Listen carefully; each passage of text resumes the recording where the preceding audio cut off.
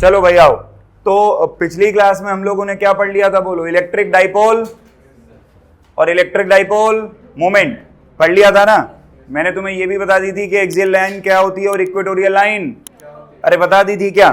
तो आज हम लोग डेरिवेशन करेंगे। निशान तुम्हारा रिवीजन होगा। आज हम क्या करेंगे? डेरिवेशन करेंगे। हेडिंग डालो, हेडिंग लिखो, electric field intensity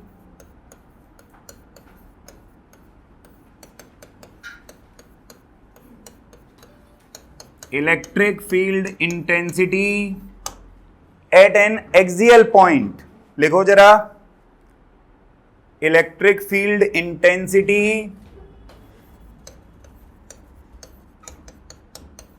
at an axial point due to a dipole, due to a dipole. Electric field intensity at an axial point due to a dipole. देखो जरा ध्यान से, डेरिवेशन को समझेंगे कैसे किया जाएगा। आओ, ये मान लो एक डाइपोल ले लिया भाई हम लोगों ने, ठीक है। इस पे इस तरफ चार्ज मान लेते हैं भाई माइनस क्यू और इस तरफ चार्ज मान लेते हैं भाई प्लस क्यू। तो एक तरफ चार्ज हो गया माइनस क्यू और दूसरी तरफ चार्ज क्या हो गया? Plus Q. अब हम लोगों को कंसीडर करना है इस पे एक एक्सियल पॉइंट। तो ये मान लिया हमने इस पर कोई एक्सियल पॉइंट, इस पॉइंट को नाम दे देते हैं सपोज P। इस पॉइंट को क्या नाम दे देते हैं? P। इस पॉइंट को नाम दे देते हैं A और इसको नाम दे देते हैं B। बोलो सही है? डाइपोल की टोटल लेंथ हम लोगों ने 2a मानी थी लास्ट टाइम, अभी भी हम इसको क्या मान लेते हैं? 2a। और डाइपोल के सेंटर से ये जो दूरी है P तक की, ये दूरी, ये हम मान लेते हैं R और इस पॉइंट को हम ले लेते हैं O। तो एक दूरी हमने मान ली R और पॉइंट हमने क्या ले लिया? O। तो क्योंकि P अब हम लोगों का एक्सियल पॉइंट है, P कौन सा पॉइंट है? और हमें एक्सियल पॉइंट पे पता करनी है इलेक्ट्रिक फील्ड। एक्सियल पॉइंट पे क्या पता करनी है भाई? हाँ ना बोलो, एक्सियल पॉइंट पे क्या पता करनी है? Electric field. तो मैंने तुम्हें इलेक्ट्रिक फील्ड पता करने का तरीका बताया था कि जहां कहीं भी इलेक्ट्रिक फील्ड पता करनी हो उस पॉइंट पे +1 कूलम्ब का क्या रख दो? चार्ज। जहां कहीं भी इलेक्ट्रिक फील्ड पता करनी हो उस पॉइंट पे क्या रख दो? +1 कूलम्ब का चार्ज। तो हमने यहां पे +1 कूलम्ब का चार्ज रख दिया। साथ के साथ हम ये कंसीडर कर लेते हैं कि OA बराबर OB बराबर A है। ये तो होना ही चाहिए ना। अरे अगर O मिड पॉइंट है तो OA और OB आधे आधे हो गए ना, और टोटल डिस्टेंस 2a है तो हाफ हाफ डिस्टेंस क्या हो जाएगी? AA। बोलो सही है? अब ध्यान लगा के देखो, इस पॉइंट P पे कौन कौन चार्ज फोर्स लगा सकता है या किस किस चार्ज की वजह से इलेक्ट्रिक फील्ड होगा? एक तो इस वाले चार्ज की वजह से जो माइनस क्यू है, दूसरे किस चार्ज की वजह से? हाँ ना बोलो, एक माइनस क्यू, दूसरा। तो एक एक करके पता लगा लेते हैं। आओ, सबसे पहले हम लोग ऐसे लिख लेते हैं कि electric field intensity at P due to charge at A is given by. A पर जो चार्ज है उसकी वजह से जो इलेक्ट्रिक फील्ड इंटेंसिटी है उसका फॉर्मूला। इस इलेक्ट्रिक फील्ड को मान लेते हैं E1। क्या मान लेते हैं? अच्छा, इलेक्ट्रिक फील्ड का फॉर्मूला क्या होता है पॉइंट चार्ज से? KQ/R का स्क्वायर। R क्या होती है? R क्या होती है? डिस्टेंस। तो फॉर्मूला क्या बनता है? KQ/R का स्क्वायर। तो K की जगह तो हम क्या रखेंगे बोलो? 1/4 पाई एप्सिलॉन नॉट इनटू में यहां पे चार्ज कितना? प्लस क्यू या माइनस क्यू? तुम बताओ क्या कंसीडर करूं, प्लस क्यू या minus Q? Plus minus, plus minus प्रगुण, प्लस इनटू में क्यू डिवाइड बाय इस पॉइंट P की A से दूरी बोलो पॉइंट P की दूरी बोलो A से, कितनी दूरी है? A प्लस, अरे भाई ये दूरी R और ये दूरी A, तो दूरी क्या हो जाएगी? R प्लस A का। Let this be equation number. अब डायरेक्शन देखेंगे, क्या देखेंगे भाई? क्या देखेंगे? अच्छा कैसे देखेंगे डायरेक्शन? ध्यान से देखियो, ये पॉजिटिव है और ये क्या है? तो इलेक्ट्रिक फील्ड किस तरफ होगा? पॉजिटिव से। अरे ये अट्रैक्ट होगा ना, तो जो इलेक्ट्रिक फील्ड बना E1 उसकी डायरेक्शन यही होगी, हाँ ना बोलो? तो यहां पे डायरेक्शन भी लिखनी पड़ेगी। क्या लिखूं? डायरेक्शन क्या है? Towards A। डायरेक्शन क्या है? टुवर्ड्स। अरे बोलो सही है क्या? अब इसके ऊपर इसकी वजह से इलेक्ट्रिक फील्ड कैलकुलेट हो गया। अब क्या रह गया? अरे इसके ऊपर किसकी वजह से निकालें? B की वजह से। देखो जरा, तो हम क्या लिखेंगे? Electric field intensity at P due to charge at B is given by. B की वजह से जो चार्ज होगा उसका फॉर्मूला। अब B की वजह से जो इलेक्ट्रिक फील्ड है उसको क्या मान लें? बोलो यार, हाँ ना बोलो। उसको क्या मान लें? क्या मान लें? और इलेक्ट्रिक फील्ड का फॉर्मूला क्या होता है? KQ बाय R का। तो K की जगह क्या रखेंगे? बोलो 1/4 पाई एप्सिलॉन नॉट इनटू में यहां पे चार्ज कितना? Plus Q minus Q divide by, चलो दूरी बोलो, ये BP कितना होगा? अरे BP बोलो, BP बोलो। कैसे निकाला? इसमें से इसको क्या कर दो? बोलो सही है। तो ये क्या हो जाएगा भाई? R माइनस A का। Let this be equation number. अच्छा डायरेक्शन देखो जरा, डायरेक्शन देखो, ये पॉजिटिव और ये भी, तो पॉजिटिव पॉजिटिव क्या करेंगे? पॉजिटिव पॉजिटिव, तो रिपेल करेंगे, तो इलेक्ट्रिक फील्ड की डायरेक्शन यही होगी ना? हाँ ना बोलो यार। कहां लिख दें? टुवर्ड्स किसकी तरफ? Towards P। बोलो चमका। अब खुद से खोपड़ी चला के बताओ, एक इलेक्ट्रिक फील्ड इस तरफ, एक इलेक्ट्रिक फील्ड इस तरफ, मुझे निकालने का नेट इलेक्ट्रिक फील्ड कैसे निकालूं? माइनस होएगा, बड़े में से छोटा है ना, तो हम लिख सकते हैं नेट इलेक्ट्रिक फील्ड। क्या लिखें? बोलो नेट इलेक्ट्रिक फील्ड E क्या होना चाहिए? चलो सोच के बोलो, कौन बड़ा? E1 बड़ा कि E2 बड़ा? E1 E2 उड़ गए तोते। E1 बड़ा E2 बड़ा? अबे गधो, E2 बड़ा, इसका डिनोमिनेटर छोटा नहीं है क्या? जिसका डिनोमिनेटर छोटा होगा उसी की तो वैल्यू बड़ी आएगी। और लॉजिक भी लगाओ तो ज्यादा पास कौन है, B या A? तो जो ज्यादा पास है उसका असर ज्यादा होगा ना? हाँ ना बोलो। तो E2 बड़ा, तो नेट इलेक्ट्रिक फील्ड क्या हो जाएगा भाई? E2 minus E1। यहां पे आके इस डेरिवेशन की फिजिक्स खत्म। हर डेरिवेशन में एक पॉइंट तक फिजिक्स रहती है, इस डेरिवेशन में इस पॉइंट तक फिजिक्स है, और इसके बाद सिर्फ और सिर्फ क्या है? मैथ्स।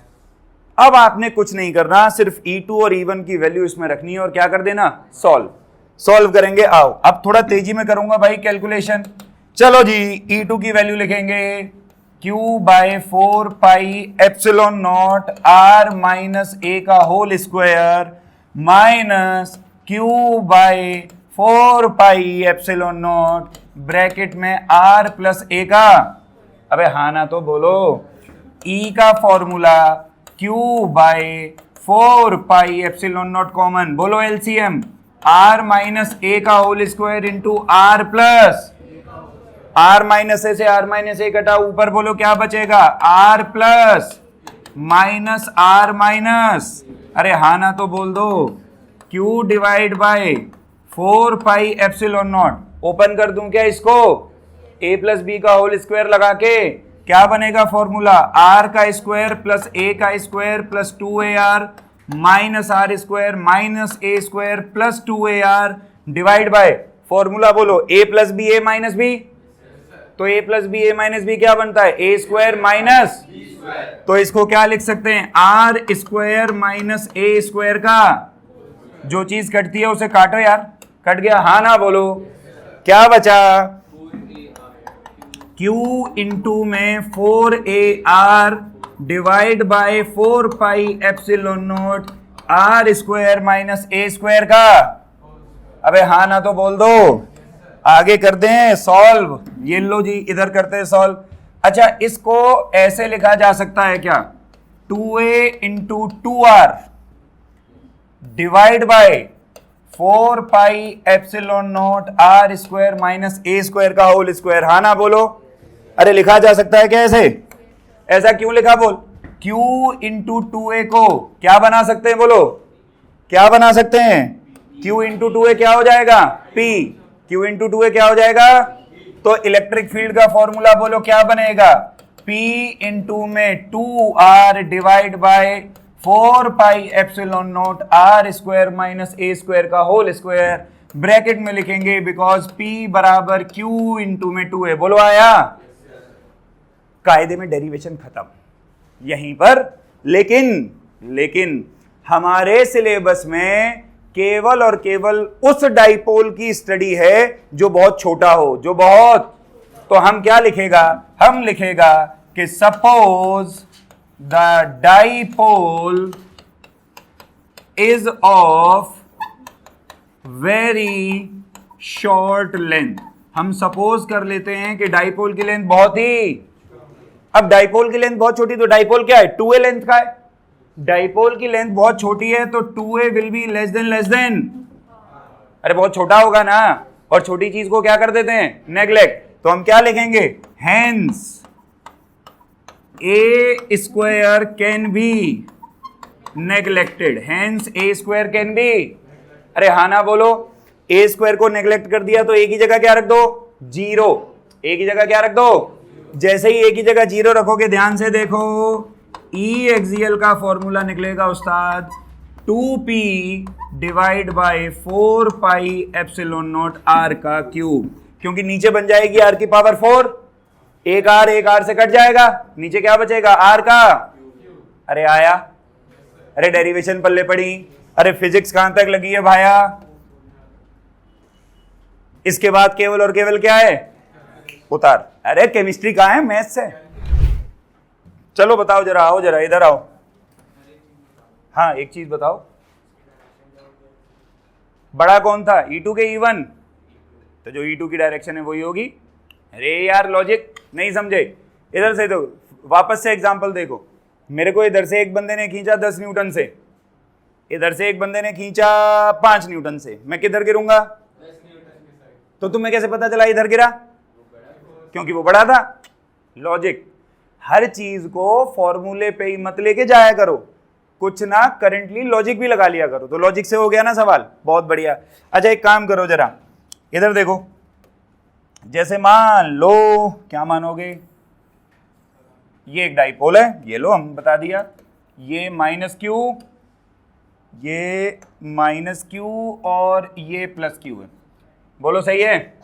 मैं ये कह रहा हूं कि इस डाइपोल से ये एक पॉइंट था P, ठीक है? इस पॉइंट P की दूरी थी R। पॉइंट P की दूरी क्या थी? इस पॉइंट पे इलेक्ट्रिक फील्ड था E। कितना इलेक्ट्रिक फील्ड था? अब मैंने एक और पॉइंट ले लिया यहां पे Q, और ये दूरी कर दी मान ले 2R। दूरी कितनी कर दी? अब बता यहां पे इलेक्ट्रिक फील्ड कितना होगा? बता यहां पे इलेक्ट्रिक फील्ड कितना होगा? E'। ओरली बोलो, कॉपी पेन की जरूरत नहीं। पानी पिया बाहर से, दिक्कत हो रही है तो। हाँ भाई ओरली बोलो। प्रगुण बताएगी, प्रगुण बता। अरे तू प्रगुण है यार आर्यन। हाँ प्रगुण बताएगी। हाँ ये 2R है, बोल जल्दी, चल बता आर्यन। तो इलेक्ट्रिक फील्ड कितना हो जाएगा? Original divided by 8। हाँ भाई ज्ञानेश्वर, अरे बोल जल्दी। 2 टाइम्स कम हो जाएगा। हाँ तो 2 टाइम्स घटेगा है। और ये इसका ध्रुव सिंगला साहब का क्या कहना है? सिंगला साहब बताओ। दूरी R से 2R कर दी, दूरी R से 2R कर दी, बताओ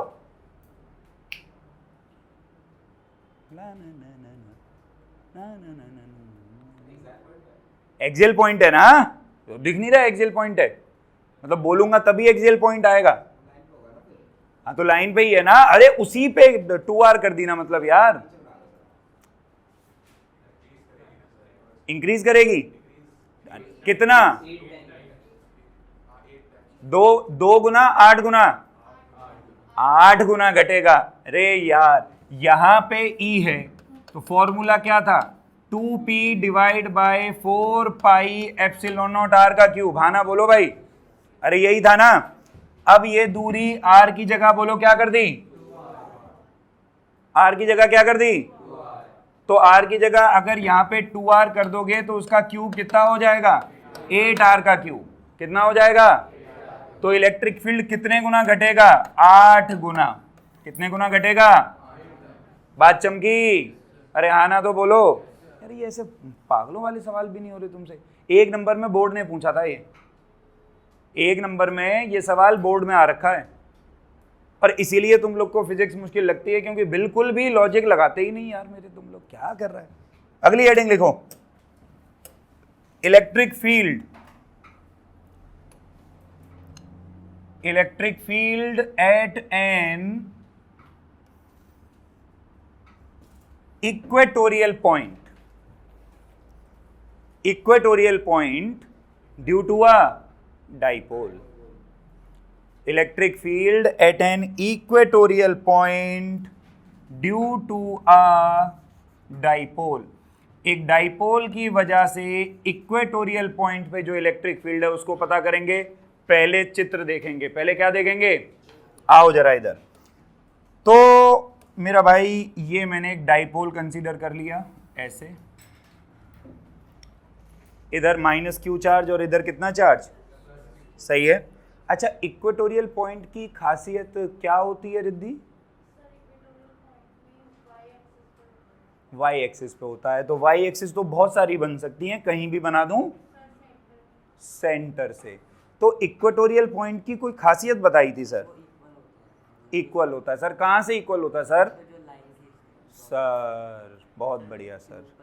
सर आप टैग लगा लीजिए, हम गधे हैं, आपको यह बात मान लेनी चाहिए, है ना। गुप्ता साहब आप बताओ, ध्रुव गुप्ता साहब आप बताओ, इक्वेटोरियल पॉइंट कहाँ पे होगा। इक्वेटोरियल लाइन का अर्थ क्या है, परपेंडिकुलर बाइसेक्टर होती है। पिछली क्लास का पढ़ाया हुआ जो अगली क्लास में नहीं पढ़ के आप बैठोगे, आप पूरी 11वीं में टॉर्चर हुए हो और 12वीं में मैं आपका जीना हराम कर दूंगा। आप यहाँ से इंस्टीट्यूट छोड़ के भागते हुए दिखाई दोगे, मैं आपको टिकने नहीं दूंगा यहाँ। ये मेरा आपसे पक्कम पक्का वादा है। आज जो ये डेरिवेशन मैंने सिखा दी, क्या पता मैं अगली क्लास में क्लास शुरू करने से पहले लिखवा के देखूं। कल वाले बैच के सारे पीटे हैं और अगली क्लास में ये रखा डंडा तुम कुटोगे, सीधी सी बात। आज जो पढ़ा दिया उसे याद करके आइए। जीवन में अगर बदलाव चाहते हैं तो अपनी आदतों को बदलिए, दुनिया को नहीं, खुद को बदलो। पढ़ते हो नहीं, फिर चिल्लाते रहते हो आई नहीं आई नहीं आई नहीं आई नहीं, कैसे आएगी भाई। अब इक्वेटोरियल लाइन परपेंडिकुलर बाइसेक्टर है। इक्वेटोरियल लाइन क्या है, परपेंडिकुलर। तो यहां पे इलेक्ट्रिक फील्ड पता करना है। ये यहां पे एक काम करो, हम रख लेते हैं +1 कूलम। कितना कूलम रख लें, अरे तो तरीका है ना फील्ड निकालने का। आओ जरा डायग्राम पूरा किया जाए। एक काम करो, इसको यहां से जोड़ दो ऐसे, इसको यहां से जोड़ दो ऐसे, बोलो सही है। ये वाला एंगल थीटा, तो ये बात एकदम तय है कि ये वाला एंगल भी क्या होगा, ये दूरी क्या होगी, ये दूरी क्या होगी यार, हाँ ना बोलो, ये दूरी क्या होगी, अरे बोलो चमका, ये दूरी क्या होगी। अब दिमाग लगा के देखते हैं, इसको r मान लो, ये पॉजिटिव है ये नेगेटिव है, अरे वो +1 है और ये क्या है -q। इसके ऊपर इसकी वजह से जो इलेक्ट्रिक फील्ड होगा, बोलो उसकी डायरेक्शन क्या होनी चाहिए, नेगेटिव टू पॉजिटिव, फील्ड की डायरेक्शन पूछ रहा हूं, क्या होनी चाहिए? पॉजिटिव टू, अरे ये इसको अपनी तरफ अट्रैक्ट, तो इलेक्ट्रिक फील्ड की डायरेक्शन यही बनेगी। इसको मैं मान लेता हूं E1। क्या मान लेता हूं? हाँ ना बोलो। क्या E1 के कंपोनेंट बनाए जा सकते हैं? क्योंकि ये एक वेक्टर क्वांटिटी है तो इसके क्या बनाए जा सकते हैं? और कंपोनेंट बनाने का नियम है कि कंपोनेंट 90 डिग्री पर ही बनते हैं। तो मेरे भाई एक, ओहो बहुत तेजी में चल रहे हो, एक कंपोनेंट ये होगा और दूसरा कंपोनेंट ये होगा। बोलो सही है यार? ये एंगल थीटा, तो ये वाला एंगल भी क्या होगा? कौन से एंगल्स? Alternate angles. कौन से एंगल्स? अच्छा, जिसके साथ थीटा बनता है वो कोसाइन के बराबर होता है। तो ये वाला कंपोनेंट क्या हो जाएगा? E1 cos थीटा, और ये वाला कंपोनेंट क्या हो जाएगा? E1 sin theta. अरे बोलो सही है क्या? अब इसके ऊपर इसकी कहानी खत्म। अब ये पॉजिटिव और ये भी, तो ये इसको रिपेल करेगा। क्या रिपेल करेगा? अगर मेरे भाई, तो डायरेक्शन क्या होगी? बोलो जरा, डायरेक्शन क्या होगी? इसके ऊपर इसकी वजह से इलेक्ट्रिक फील्ड की डायरेक्शन यही होगी। अरे हाँ ना तो बोलो। अच्छा दिमाग लगाओ जरा, ये एंगल थीटा, तो ये एंगल भी, कौन से एंगल्स? Corresponding angles. कौन से एंगल्स? नहीं आया, नहीं आया। कौन से एंगल्स? क्या इसके भी कंपोनेंट बना सकते हैं? सबसे पहली बात, इस इलेक्ट्रिक फील्ड को मान लेते हैं E2। क्या मान लेते हैं? तो इसके भी कंपोनेंट बना दें। एक कंपोनेंट तो मुझे लगता है इस तरफ ही आ जाएगा। हाँ ना बोलो, ये सही है। और दूसरा कंपोनेंट कहां जाएगा? हाँ ना बोलो, जिसके साथ थीटा बना वो वाला कंपोनेंट कोसाइन के बराबर। तो ये वाला कंपोनेंट क्या होगा? E2 cos theta. और ये वाला कंपोनेंट क्या होगा? E2 sin theta. अरे बोलो सही है क्या? इस पॉइंट पे मैं दोबारा से तुम्हें एक बार सारे कंपोनेंट बना के दिखा दे रहा हूं। देखो कौन कौन से कंपोनेंट आ रहे हैं। एक कंपोनेंट इधर आया E1 cos थीटा, एक और इधर आया E2 cos थीटा, एक कंपोनेंट नीचे चला गया E1 sin थीटा, और एक कंपोनेंट ऊपर चला गया E2 sin थीटा। बोलो सही है?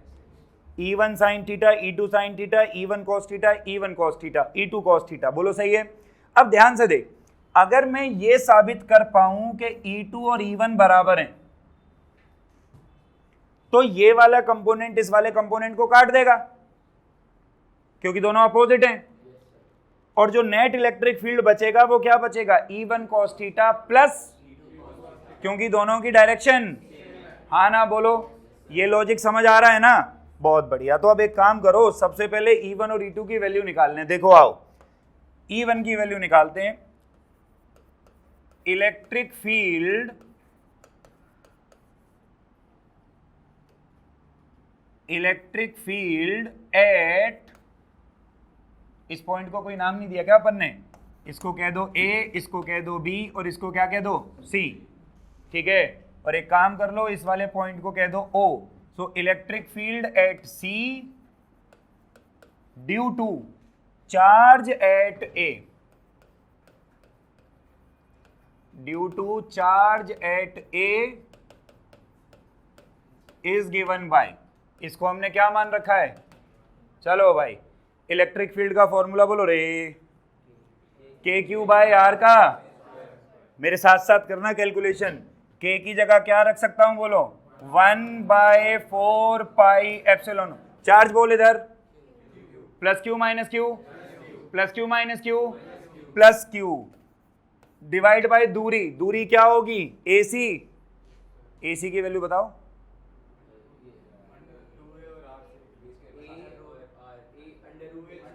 √R² plus A²। कैसे निकाला?